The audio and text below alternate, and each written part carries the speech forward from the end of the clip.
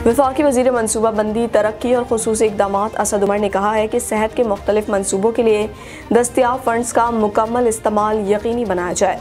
सूबाई हुकूमतें अपने सेहत के मनसूबों पर काम तेज़ करें। वफाकी वज़ीर बराए मनसूबाबंदी का कहना था कि तेज़ी से मुकम्मल किए जाने वाले तरक्याती मनसूबों को इजाफी फ़ंड्स जारी कर दिए जाएँ। इस बात को यकीनी बनाया जाए कि वजारतें अपने तरक्याती फ़ंड्स का मुकम्मल इस्तेमाल करें। सूबाई महकमों को कोरोना प्रोग्राम के लिए फ़ंड्स मुंतकिल करना चाहिए।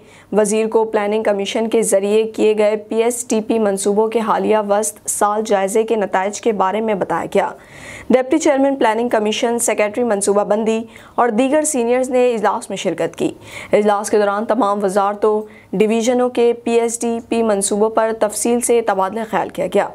मनसूबाबंदी कमीशन के ज़रिए इनकी तरक्याती रिपोर्टों और माली साल के बकिया कामों के मनसूबों का जायज़ा लिया गया।